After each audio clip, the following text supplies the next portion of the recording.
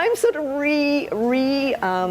habituating myself to the work week. You know, we've all been suffering from COVID. I've been doing things so differently for the last 2 years now because I transitioned my Breastnet practice to a colleague, and because I wanted to specialize in cryoablation.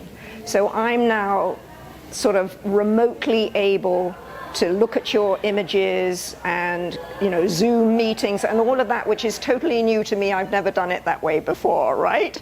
But it's actually been a good time for me to get all that in order, because although we've been doing the cryoablations all through this time, we are thinking that once this is FDA approved, we're going to be overwhelmed with numbers because it is being so well accepted by women. That we are still treating newly diagnosed breast cancers exactly the same as we were 50 years ago.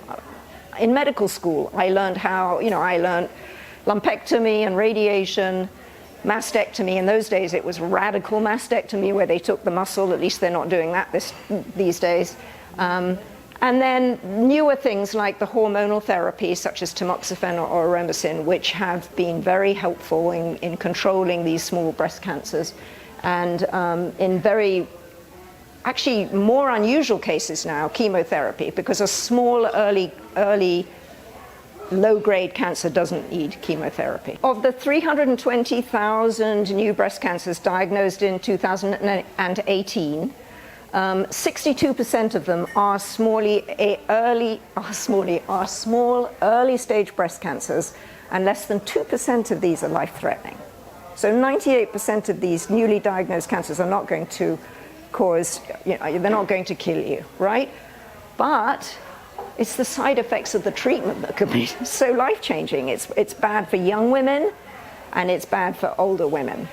So she's, heterogeneously dense, as we say, and that sort of breast tissue we're going to find more if we do ultrasound. And in fact, I started doing automated whole breast screening ultrasound about 10 years ago. And in the first year that we did that, we found 3 times more cancers. So we couldn't see them on the mammogram. We found 3 times more cancers if we added ultrasound to that screening protocol. So I'm a big believer in screening ultrasound. There's no gadolinium injection, there's no radiation, it's safe, tried and true. It's certainly something to be considered for every newly diagnosed woman. At least ask the question. So cryoablation is a fancy term for cryo-freezing ablation, which is destroying or killing. And you can destroy or kill with heat, cold, or radio frequency, right? So cryoablation, also called cryotherapy, we sort of use the two interchangeably. I'm tending to go more towards cryoablation for breast cancer because we've got a lot of cryotherapy clinics springing up everywhere that are doing things to skin and belly fat, and it's sort of a different issue. So the process uses extremely cold temperatures. We're talking about minus 170 degrees. So basically we can kill cells around 0 degrees for longer than 4 minutes, right? But we're going down very quickly to 170 degrees, and then we are freezing, depending on the size of the tumor, between 6 minutes and 9 minutes, depending on the size. We've been doing it on kidney, liver, lung, prostate. Well, anyway, what it shows is, the needle going through the skin on a live breast, and the ultrasound, the cryoprobe being positioned through the center, through the long axis of the tumor, if it's not round, although most cancers are round when they're small. And then we create a balloon that just grows around it, and that balloon makes sure that all of the borders are encompassed of the tumor with at least 1 centimeter of tissue frozen around it, which is what surgeons aim for when they're doing a lumpectomy. Can the patient feel as it's happening? So the patient what? The patient feel.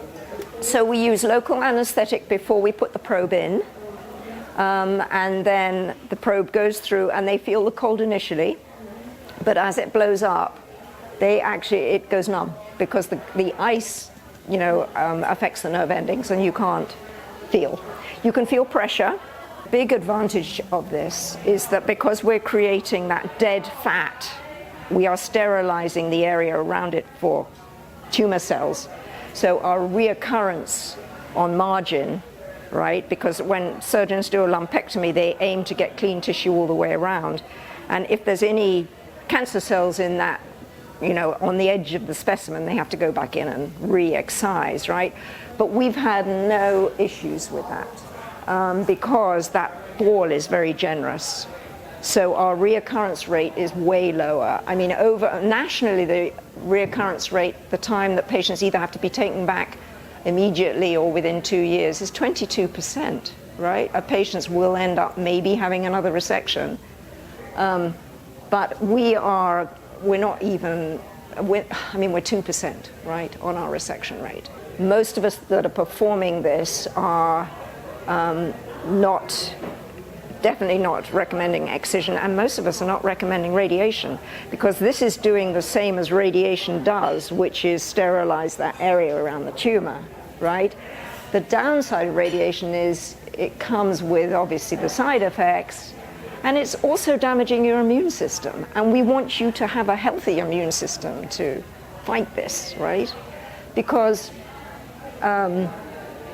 even though the tumor is dead, the cells, the DNA in the cells is still recognized by the host, the patient, and they build up an immunity to that particular cancer, which is the ideal thing.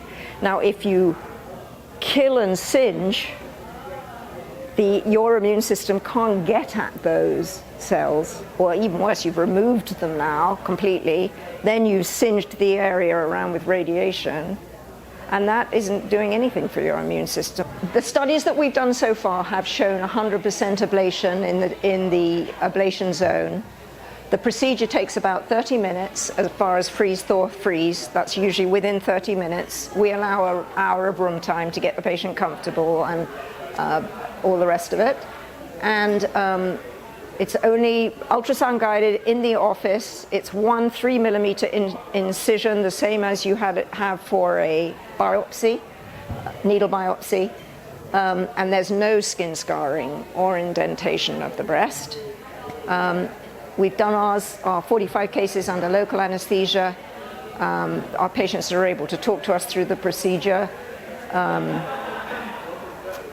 And the first 3 patients I did, and they were all in their 80s, right? They literally, one of them went to Costco for the afternoon, the other one went out for lunch, and the other one went back to work. Okay, so the big, obviously, problem is that as of yet, it's not paid for by insurance, okay?